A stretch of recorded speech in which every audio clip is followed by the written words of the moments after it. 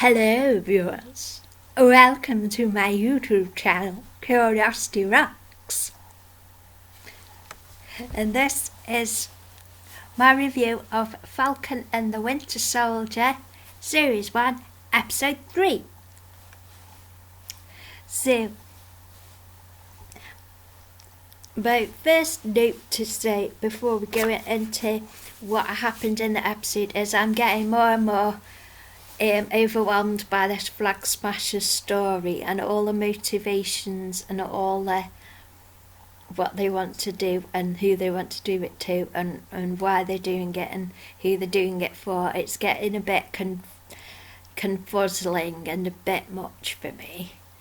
But I do understand it sort of, but it's getting a bit overwhelming. So the main things I got from episode 3 was Sam's really looking after Bucky. It's like, you're right, he's taking care of Bucky, so like that. So let's get on with what happened. So the Marvel titles are back to the normal, real exciting theme. There's mega. And then we see a GRC promotion video, and their motto is reset, restore, rebuild, which reminds me of all the COVID broadcasts from Boris Johnson. Hands, face, space. New Cap is he's got to this internet cafe in Munich, Germany, and he's trying to get information out of him, but he's very violent about it and quite a bit of a dick about it. And then it's Berlin, Germany, and Sam and Bucky are going to see Simo in prison, and Bucky's going in alone. And then Simo is behind the glass. He tries a bit of Bucky's code, but he said, it don't work, and he says, and he says sorry, I think. Then someone recreated the serum, so Bucky wants to break out Simo to help them find who created the serum. But Sam's totally opposed to the plan. So Bucky, when he gets back from seeing Simo, he's like, hypothetically, this is how I'd break Simo out of his cell. And unbeknownst to Sam, he's already done all this. So he slipped Simo like this card from through inside a book. Then Simo gets the key card, and Bucky creates a fight between the prisoners, and while all that's happening, Simo escapes. And then Simo's like, if I may, and Sam and Bucky's like, no. And so Sam reluctantly agrees to the plan, and Simo goes down to his car park where he's got loads of classic cars and they do look really flash and cool. And then he grabs his purple mask. So their first stop is to see a woman named Selby. So Simo gets him on his private plane, and he's got Usnik, his butler, who's a bit like Alfred is to Batman. And Simo is looking at Bucky's notebook with a list of names to make amends to. And then it's the same notebook that Steve got when he came out of the ice, and Sam gave him loads of modern things to check out. And Sam's talking about how he introduced Steve to Trouble Man by Marvin Gaye, and Bucky says, no, I prefer 40s music and I don't like Marvin Gaye. And Sam says, Steve adored Marvin Gaye. And then Simo's like, you must have really looked up to Steve. And so and he talks about the danger of putting super soldiers on pedestals and forgetting about their flaws. And it's really the quote is, the danger is putting super soldiers on pedestals and forgetting about their flaws. From there, cities fly, innocent people die, movements are formed, wars are fought. So sort of like talk about Age of Ultron as well. So Zimu's taking them to Madripoor, which is the place where all the criminals go and hang out and do their dodgy dealings. So Madripoor is an island nation in the Indonesian archipelago as a pirate sanctuary back in the 1800s, and it's still criminal base for the criminals, but they've got to disguise themselves. So Bucky has actually got to go in as the Winter Soldier. And so, cutscene, and we're at the GRC resettlement camp in Riga, Latvia, and there's some kids playing football. And Carly goes into the building and to see the person in hospital who is her sort of surrogate mum who helped all the kids from the streets. So back in Madripoor, and Zimu's got his big coat on. He's awesome. Bucky's all Winter Soldier, but I think he has a flash jacket on too. And Sam's like, I'm the only one who looks like a pimp, and he's got this amazing, really loud suit on and big, massive heels.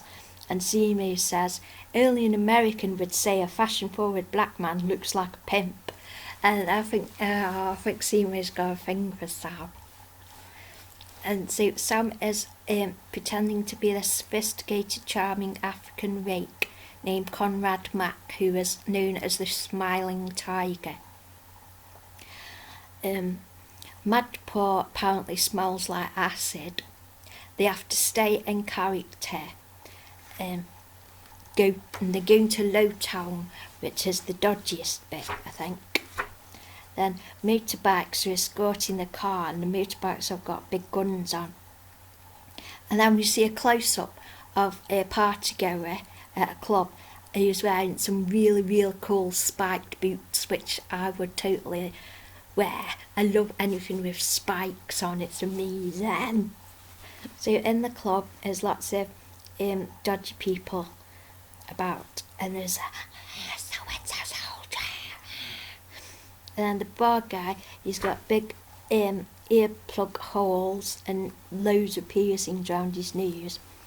And the Smiling Tiger's usual drink at this bar is taking a bit of piece of snake, putting it in some sort of vodka, and he has to down the shot with a snake in, and sounds like, ugh. And he's like, that was ew. And then this big person in charge is called the Power Broker, and they send the bodyguard to say Zimu's not welcome there. And this bodyguard notices Bucky and says, new haircut.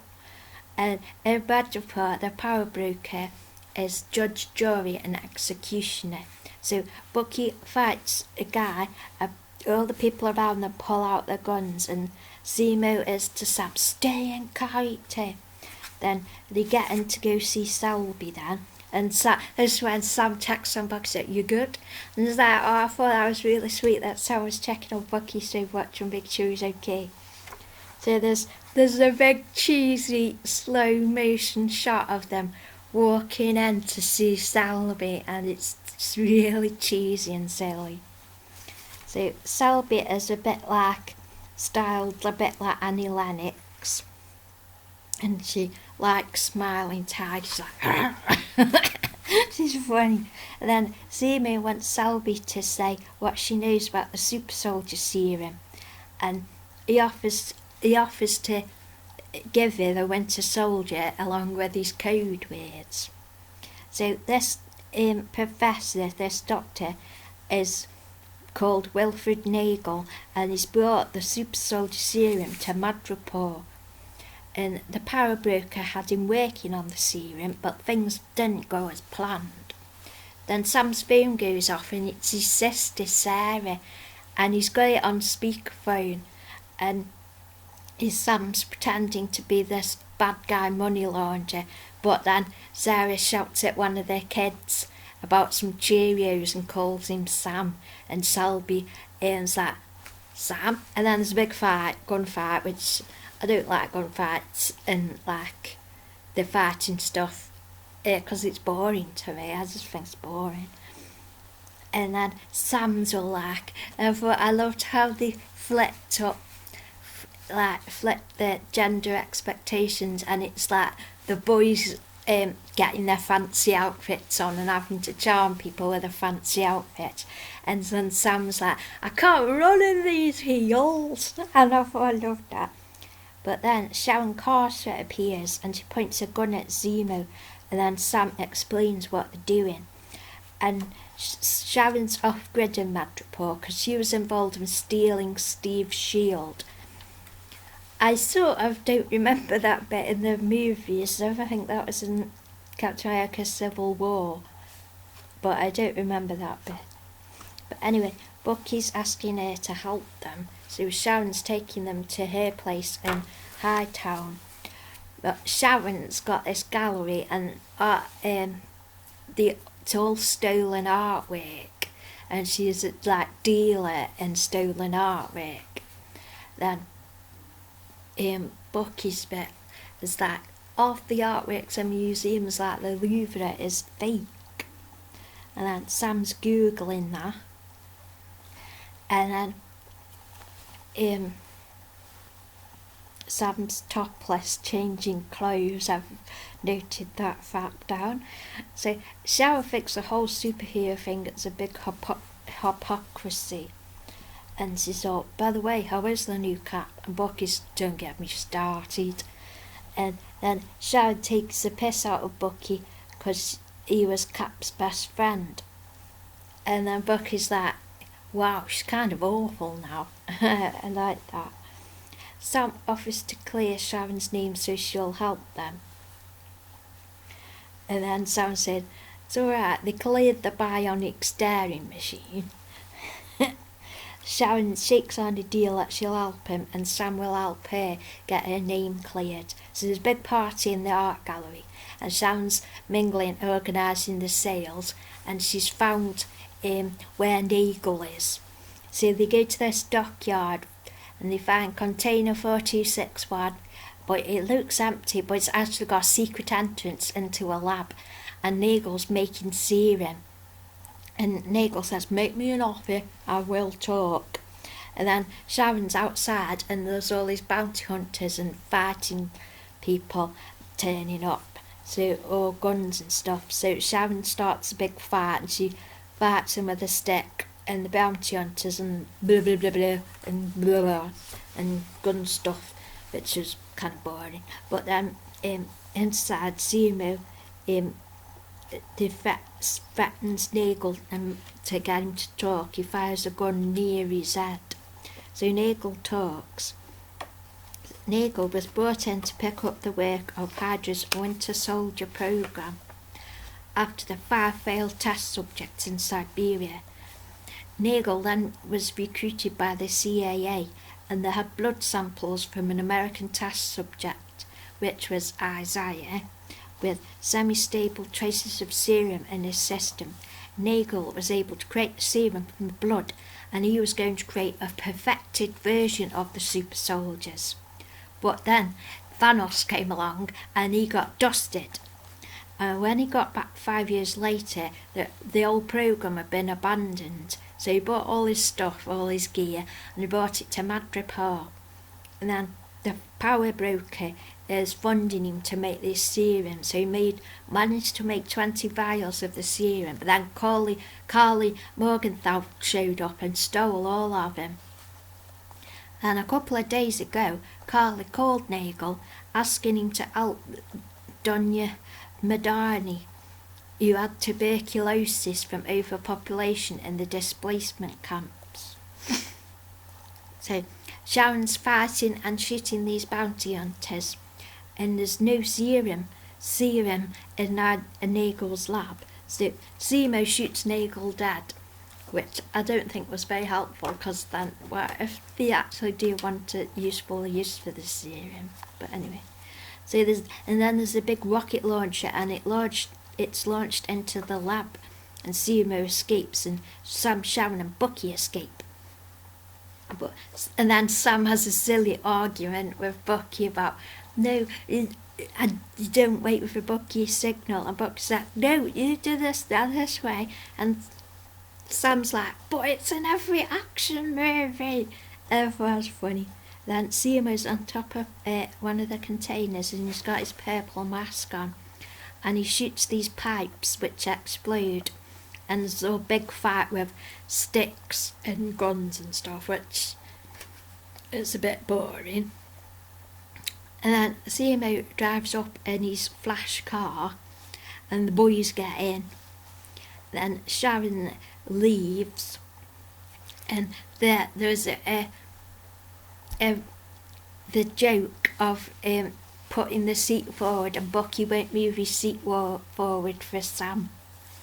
So Sharon's gets in the car with this woman who's apparently her bodyguard, and she says, we've got a big problem, actually a couple of them, let's go. So Sharon seems to be the bad guy now. So GRC supply depot in Vilnius, Lithuania. So we're with Carly and she's planning to break in, but because Mama Donya, who looked after all these kids, she died from TB and she's with this other flag smasher. So what happened, I think, is when everybody was blipped, there was loads more room for these kids and people on the street, so they got actually somewhere to live because there was actually room for them.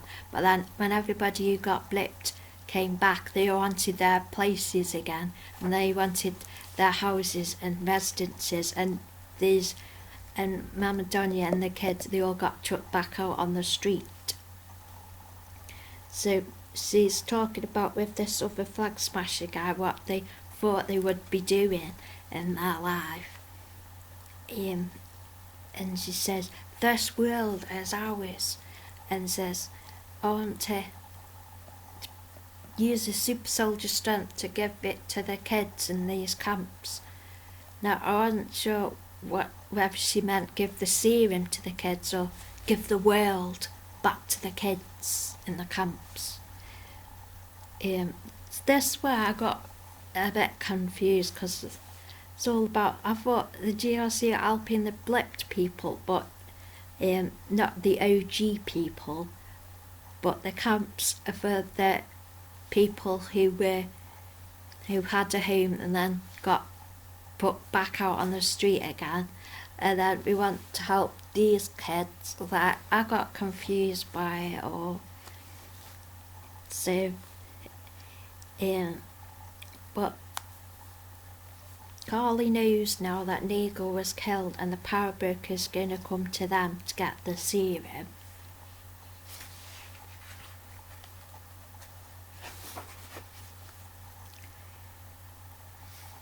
So Cap and Hoskins, his sidekick, have found out about Zemo being broken out of prison, and Cap's going, I'm going to use any means necessary to investigate Sam and Bucky. So Sam is on the phone to Torres about Danya Madani, and then Sam and Bucky flying back on Zemo's plane, and Sam's talking about Isaiah and about people getting hurt all over a hunk of metal, and maybe he should have destroyed the shield instead. And Bucky says, that shield represents a lot of things to a lot of people, including me. The world is upside down and we need a new Cap, and it ain't gonna be Walker. So before you destroy it, I'll take it from him myself. So Zemo is serving them some food, and Sam's answering the cell phone. And Torres is telling them about Danya Madani. So that Stadion Riga sitting near the Baltic Sea, so Zemo has a place they can go to.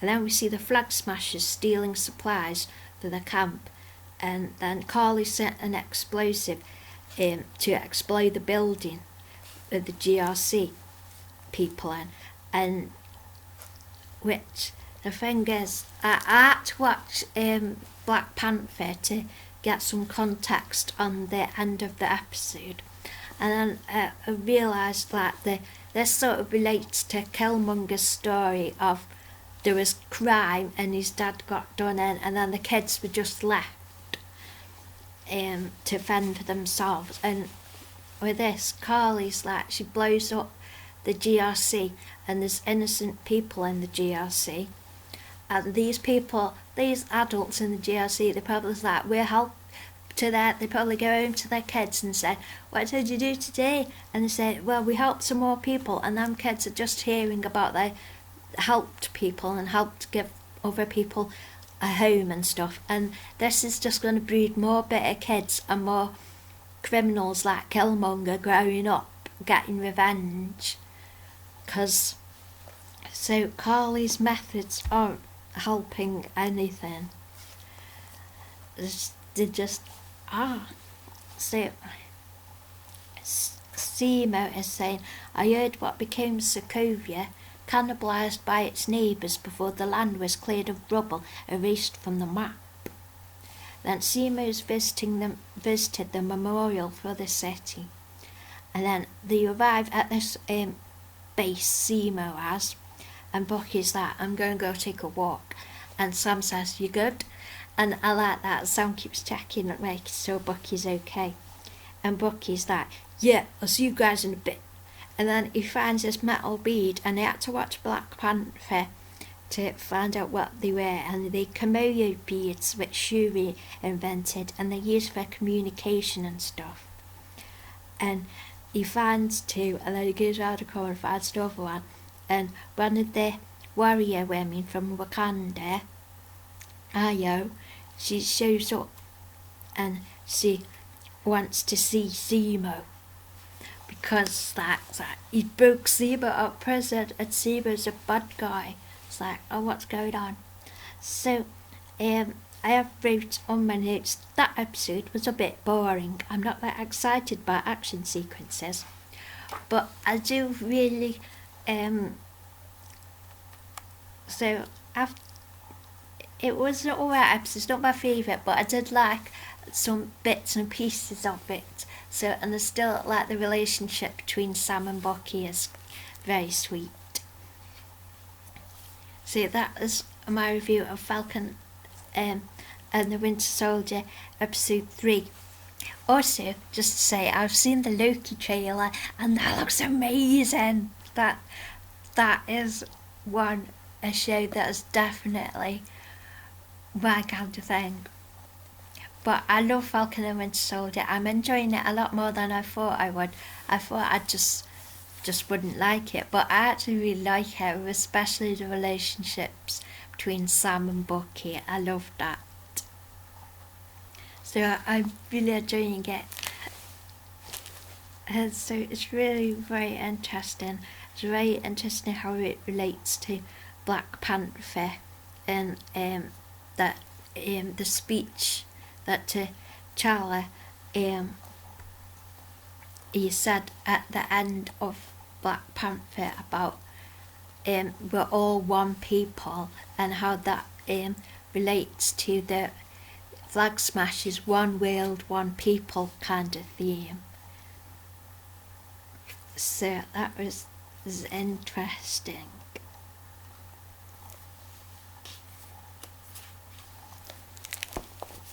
So coming next are pictures of my notes in my media notebook. So I hope you have enjoyed this video, and thank you for watching. Yay!